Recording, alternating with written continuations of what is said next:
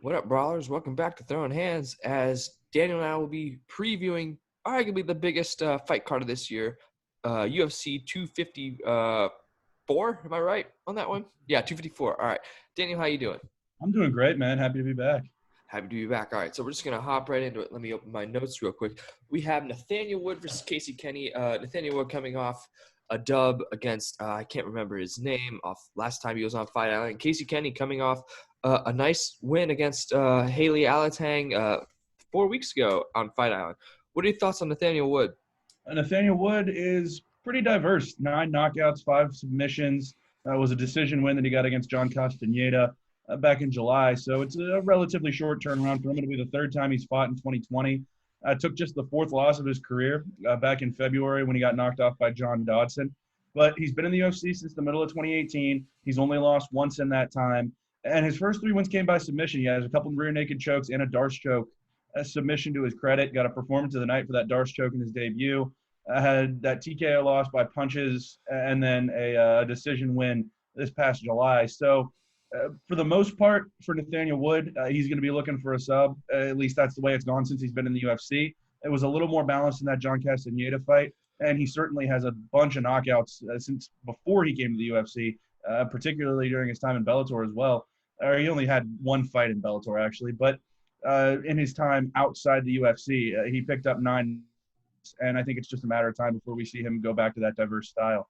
Yeah, definitely. I mean, he's as good as it gets when it comes to outside the UFC. When he was the former Cage Warriors champion, he likes to bring on the constant pressure, and he's great on the ground, like you said. So when he strikes, he's quick and he's kind of in and out of there. But when let's talk about Casey Kenny, judo national champ, Greco national champ. When it comes to grappling, he's as good as it gets when it comes to stand up. And he can throw too. If you saw Haley Alatang's right side of his rib cage, he can kill you with those kicks. What are your thoughts on Casey in this fight? Casey Kenny's sort of leveled up since the last time we saw him before that Haley Alatang fight. He's just kind of figured some things out. He's gone more to that striking, like you said, beats people up with those kicks, and I think that is a huge step forward for him. Like you said, great on the ground, great with judo throws, purple belt in Brazilian Jiu-Jitsu, back-to-back wins for him. Definitely more of a submission guy than a knockout guy if he's going to finish you. But over half of his wins have come by decision, so he's got great stamina as well in the octagon. I really like Casey Kenny. This is a great matchup of up-and-coming guys, with Wood being 17-4 and Kenny being 15-2.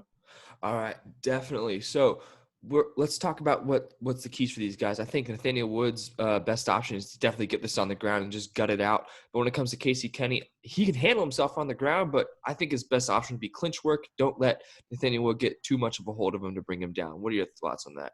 Yeah, I think the cleaner of a fight this is, the better chance Nathaniel Wood is going to have, whether that be on the ground or on the feet. The more smoothly and more quickly this fight goes, the more opportunities he's going to have to win. And then Casey Kenny, on the other hand, I think he's going to want to dirty this one up. Like you said, get into the clinch, beat Wood up a little bit there, get him back up against the fence. And if he is going to take him to the ground, do it that way. That way he can more than likely maintain control out of a scramble. For sure. All right, to predictions. What do you got? I'm taking Casey Kenny in this one, I think. I think I'm going to go with him. I think he is one of my favorite up-and-comers in the UFC, and he's got a 1-inch reach advantage, not a huge deal there. But I think Casey Kenny takes the dub here. Yeah, I think he does too. I think it's by decision. And there's a lot riding on this. These guys have both won most of their fights in the UFC. I think this could potentially be a top 15 breaking into that top 15 fight. So it's an interesting matchup. All right, we're not going to preview this fight because we've done it like 3 times already. But who do you think is going to win this matchup between Ankalaev and Ion Cutelaba? That's an interesting question. I'm going to take Ankalaev in this one. Love what he does in the octagon. I will too. All right. To the next matchup of the night, Lauren Murphy versus Lilia Chakarova. Chakarova, newcomer to the UFC, and Lauren Murphy, a seasoned veteran of this promotion. She's coming off a win against Roxanne Modafferi.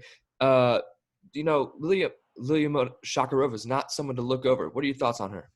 Lilia Chakarova getting her UFC debut against the number 5 woman in this division, and Lauren Murphy. So they obviously see something in her. Native of Uzbekistan. She's only fought professionally 9 times. She's 8-1, and half of those wins have come by decision. 3 of them have come by TKO or KO, and then she's got 1 submission win from earlier in her career. She's not fought outside of Asia, which is always interesting for people coming to the UFC.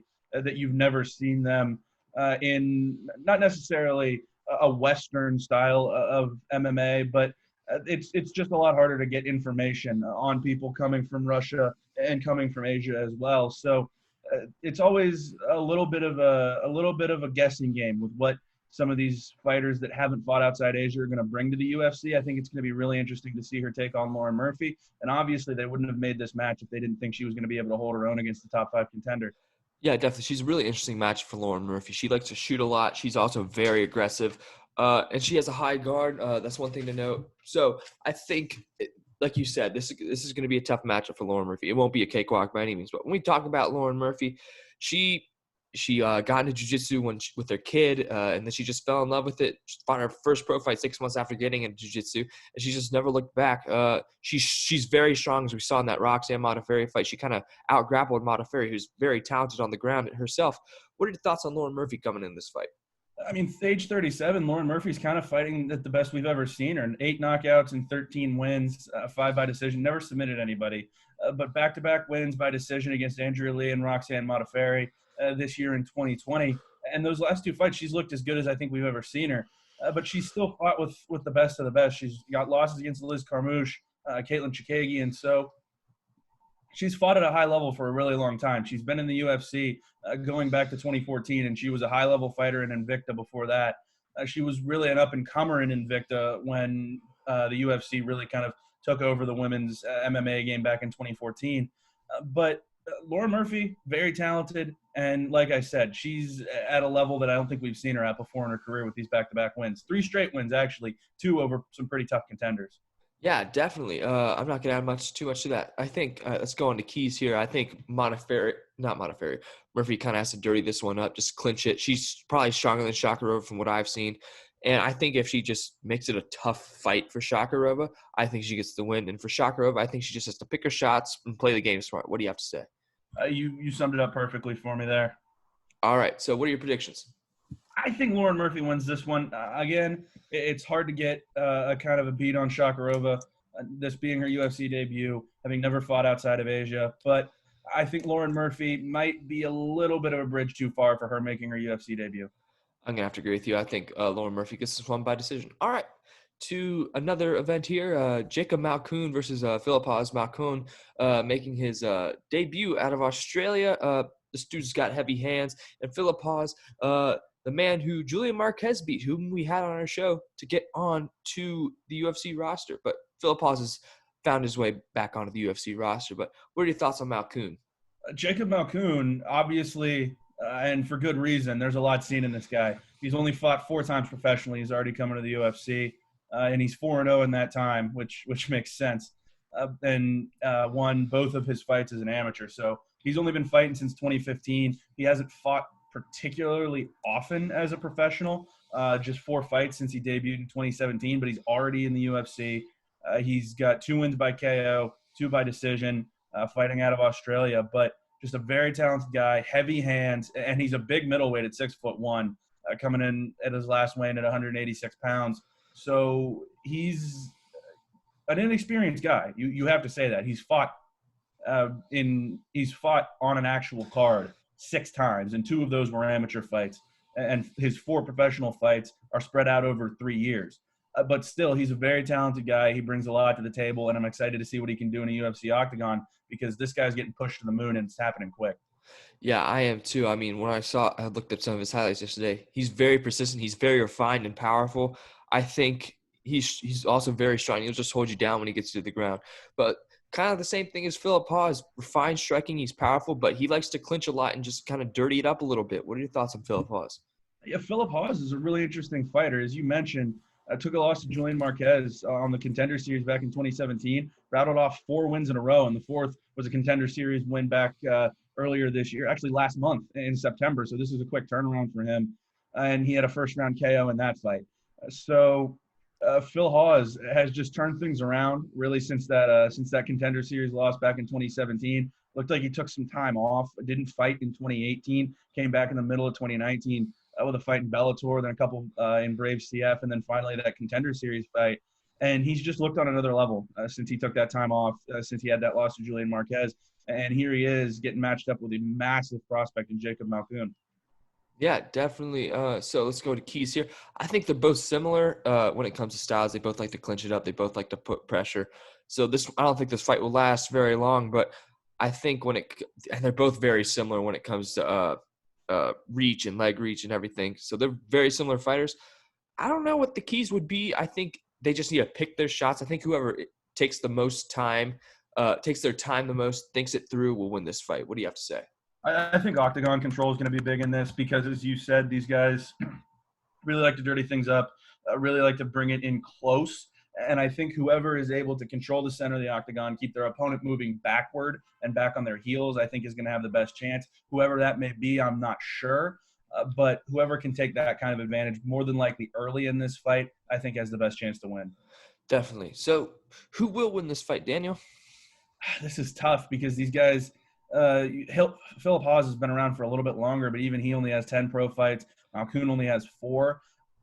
I'm going to take Jakob Malcoon in this one. I think he's impressed so much fighting in Australia that he wouldn't be put in this position if he wasn't ready. And I think Jakob Malcoon takes this one against Phillip Hawes. Hawes is coming off of a win, but it's still a short turnaround for him, less than a month.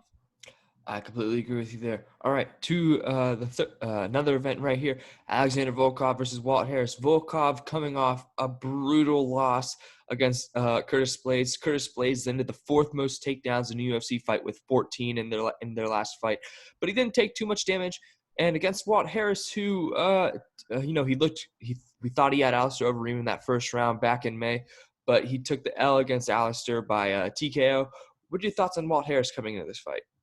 Walt Harris is obviously in one of the most emotional positions you're ever going to see an athlete because he was coming back after time off because of the death of his stepdaughter, the murder of his stepdaughter, I should say, in that fight against Alistair Overeem. It was one of the most emotional sporting moments I think I've ever seen, at least live. And to see him get that kind of advantage in the first round and then just kind of see it slip away in the second was almost heartbreaking to watch. But he was still very positive after the fight, looking forward to his next shot, and it's this weekend against Alexander Volkov. So I think Walt Harris, obviously an outstanding puncher, a lot of power, 13 wins, 13 knockouts. He's a classic heavyweight, just bruiser. And I'm a big fan of Walt Harris. I really like not just his story, but also the way that he fights. And he's exciting to watch, and I think he's got a good chance against Volkov on Saturday. Yeah, I believe he does too. I think he likes to get into the pocket, so I think he'll kind of negate Volkov's reach advantage. I don't think that'll be too much of a factor. But let's talk about Volkov a little bit. Volkov, a kickboxer, but he has very underrated wrestling. He took Derek Lewis to the ground a couple times, and that's how he kind of scored points against him before the Black Beast straight up decimated his head. But when we talk about Alexander Volkov, we don't talk about his wrestling enough, I think. What do you have to say about that? Yeah, Volkov, talented wrestler. Like we said, he doesn't look like a guy that would wrestle well, and I think that kind of goes against what we think of him because he's 6'7", 250 pounds. He's an absolutely massive human being, and the way that he's built, long arms, long legs, that doesn't usually read wrestler when it comes to mixed martial arts. But he is a solid wrestler. He's got a brown belt in Brazilian Jiu-Jitsu, but it's really his karate and his kickboxing that is going to carry him in terms of wins. He'll be able to probably score points if it does go to the ground in terms of his wrestling, but his kickboxing, that karate style, is going to be what carries him. That's what got him to the point to where he's got 20 knockouts in 39 professional fights. So Volkov, good wrestler, great striker. I think you summed that up perfectly. All right, let's go to keys here. I think for Walt Harris, he's got to dirty this fight up. He's just got to beat Alexander Volkov in the clinch and in the pocket. But when it comes to Volkov, I think he's got to pick and choose his strikes and just try to keep Walt Harris away from him. They have fairly similar dimensions, especially when it comes to leg reach. So what are your keys for this fight? I think Walt Harris is going to have to get in tight. Like you said, similar reaches, but Volkov still has a 3-inch advantage, and the length of his limbs honestly make it look more drastic than that most of the time. So I think Walt Harris, get in the pocket, maybe even try to score a takedown against Volkov. It's not necessarily his bread and butter. He's never won with anything but a knockout. But if he can get it to the ground, he may have the opportunity for ground and pound there. And we've seen him have success with that in the past. Volkov, I think the more this turns into a straight kickboxing fight, the more of an opportunity he's going to have to win it. I think if this goes to decision, it's probably going to Volkov just because of the way that Walt Harris fights. It lends itself to finishes. So, yeah, I would think if this is either a fight that gets taken to the ground or a fight that turns into like a true like Western style boxing match, then I think it goes the way of Walt Harris. If this is more of a kickboxing fight, maybe even like even sort of a Thai boxing style, that goes to Alexander Volkov. It's going to be an interesting mix of strategies between these two. Alrighty, you summed that up quite well, I must say. All right, predictions. I think Volkov gets this one by decision. What do you have to say? I'm going to agree with you there. I think this goes the full 3, and I think Volkov takes it on points. Alrighty. To the co-main event of the evening, this should be a main event pretty much any other time, but we got Robbie Whittaker and Jared Cannonier coming off, Cannonier coming off a 1-year layoff, and Robbie Whittaker coming off a nice, solid win against Darren Till off that chess match back in July. What do you have to say about Jared Cannonier coming in this fight? I love Jared Cannonier, to be honest. 3 straight wins, David Branch, Anderson Silva, Jack Hermanson, 9 knockouts out of 13 wins, 17 total fights. He's 13-4, and he's fought everyone there is to fight that's around right now. He's got losses against Glover Teixeira, Jan Blachowicz, and Dominic Reyes in the light heavyweight division. And then since he's moved back down to middleweight, he's been dominant. I really like Jared Cannonier, outstanding striker, ton of power. And he's a big guy. He's 5'11", but he's jacked at 185. He used to fight heavyweight back from 2011 to 2016, and then spent 3 years at light heavyweight and finally moved down to middle in 2018. So Jared Cannonier has heavyweight power in the body of a middleweight, and that's really scary to watch when he really connects with somebody.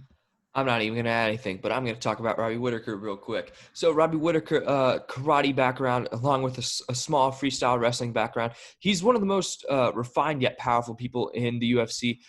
When he made the jump to middleweight, that he obviously found his real weight division rather than being at welterweight where he lost to Court McGee. So if you look at it right now, he probably shouldn't have lost that fight. But Robbie Whittaker, he's a fan favorite. You can't hate the guy. What do you have to say about Robert Whittaker? Yeah, Robert Whittaker, Bobby Knuckles, whatever you want to call him. He's just so fun to watch. And to be honest, he's beat everyone there is to beat, except you could say the guys at the very top of this division, being Paulo Costa and Robert Whittaker. I'm talking about Robert Whittaker. Except, the other top 3 guys in this division, Paulo Costa, Israel Adesanya, and Jared Cannonier. And he's only fought Adesanya out of those 3. He's obviously going to have fought Cannonier after this Saturday, and then Costa came kind of out of nowhere to be that number 1 contender. But he's beaten Uriah Hall, he's beaten Brad Tavares, he's beaten Ronaldo Souza, he's beaten Yoel Romero twice, he's beaten Derek Brunson. It's just a list of some of the best guys the middleweight division has seen in the last 5 years. And Robert Whittaker, outside of Israel Adesanya, has beaten all of them. And he's extremely talented. He had a great win against Darren Till coming back in July, and he's looking to bounce back into that number 1 contender spot. It's supposed to be ticketed for Jared Cannonier if he wins this fight, but I could see Whittaker jumping right back up to that number 1 spot with a win tonight or tomorrow on Saturday. For sure. All right, keys. All right, my keys. Here we go. I think if Robert Whittaker makes this more of a chess match, I think that'll be to his benefit. But if Jared Cannonier dirties this up, I think he has the clear advantage when it comes to that to dirty boxing and clinching. What do you have to say? I can't disagree with anything you put out there. All right, predictions. Who do you got? I think this is Jared Cannonier's time. I think this is his fight to win. I get that Robert Whittaker is extremely entertaining. I get that he's extremely talented, but I just think that this is the time for Jared Cannonier to take that next step and to be that number 1 contender to Israel Adesanya. And I'm excited to see that opportunity. I think he wins on Saturday. I'm going to have to agree with you there. I think Jared Cannonier's reach, they're the same height, but he has a 4-inch reach advantage with a 6'5.5" wingspan. He's practically scratching his knees while he's walking. So he will be able to maintain distance from Robert Whittaker. But I think Jared Cannonier will dirty this up and just knock him out cold. But here we go to the main event of the evening. I am shaking my boots waiting to preview this. Khabib Nurmagomedov versus Justin Gaethje. Khabib coming onto the scales, looking a little frail this morning, but Gaethje, coming on the scale strong. What are your thoughts on Khabib coming in this fight after this shaky weigh-in? It's a note to make, but I'm not gonna make a judgment really till I see him in the octagon. That's generally the way I go. I'll make a note of something when I see something that seems off at a weigh-in, but once I see him make the walk tomorrow night, I'll make a judgment there. But when it comes to Habib, he's just one of the best in the world, pound for pound, one of the best in the world. 28-0 as a professional. You can say he's ducked some guys, but he's still 28-0 as a professional. Dustin Poirier, Conor McGregor, Al Iaquinta, Edson Barbosa, Michael Johnson. These are guys that he's just. Those are his last 5 fights, and he's just honestly outside of a couple. Particularly the McGregor fight up until the end, has dominated all of those guys. There's not a lot to say about Habib other than that he is extremely dominant. And he's got 8 knockout wins. People don't talk about his ability to strike because it's not very refined. It's not very diverse, but it works. It sets up his takedowns. And when he catches that overhand right, which is just about the only knockout shot he's got, people go down from it. So Habib he's good at what he does. He knows exactly what he needs to do, and he gets it done. And that's why he's so fun to watch, and that's why he's been the UFC lightweight champion as long as he has. You summed that up perfectly. I think, he has he's the best grappler in this division when it comes to offensive grappling for sure. And when when he talks about, he just wants to sit there and smash you. And that's basically what he does when it comes to his style, sambo, judo, he gets it done. But let's talk about Gaethje for a minute. I think you and I have talked about this over the past few weeks. Justin Gaethje definitely presents the largest challenge to Khabib Nurmagomedov because of his collegiate wrestling background and his folk style background. He knows how to get people off his back. He's not good on the bottom, but he's good from getting out of the bottom. And that's what I think that sums it up perfectly. He's violent as all hell. If you look at the people he's beaten, Cowboy, Tony Ferguson, he's beaten some of the the pioneers of this sport, not this sport, but this division, some of the old guys that have, staked their claim at the top of this division. So, and he beat Edson Barbosa. I forgot about that too. So he's beaten people as good as they get. What do you have to say about Gaethje coming in this fight? You hit it on the head there. I mean, Justin Gaethje has about as much power in his hands as I've ever seen out of a 155er, and that's a lot to say. But like you said, his power's insane. If this fight stays on the feet, he's going to have a really good chance to knock Khabib out. But it's his defensive wrestling, as you said, that I think is going to give him the best chance to win this fight. I think he's going to have the ability potentially. That's a big potentially, but he's going to have to stuff takedowns. He's going to have to just be kind of moving, not necessarily moving backwards, but he's not going to let Khabib kind of catch him napping when he comes to a takedown there. So for Gaethje, I think he's got all of the tools to be the greatest test that Khabib Nurmagomedov has faced as lightweight champion. And I'm not going to go out on a limb and say he's going to be his greatest challenger, but I think he might be his greatest test in terms of style.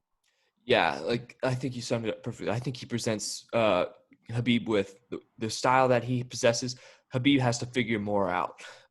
Let's go to keys, obviously. I think Khabib just needs to attempt to do his bread and butter, take him to the ground, just grind this fight out. If he stays on the feet, I think he's going to get mauled like he did, like Jake Gaethje did to Ferguson.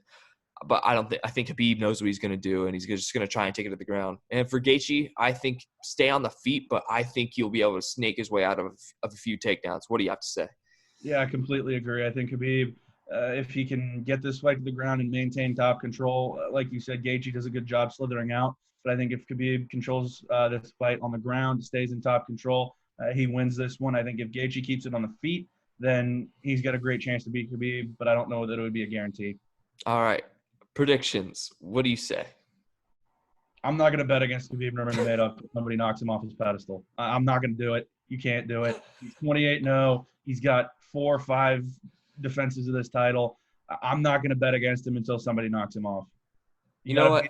You got to beat the man. You got to to be the man, you've got to beat the man, and nobody has beat the man in this division yet. Well, I think the man will be beaten tomorrow night. I think Justin Gaethje will get the knockout. I think he will slither away from Khabib Nurmagomedov's takedowns. He was one of the best collegiate wrestlers back 10 years ago, and he made that his name for himself because of his defensive wrestling.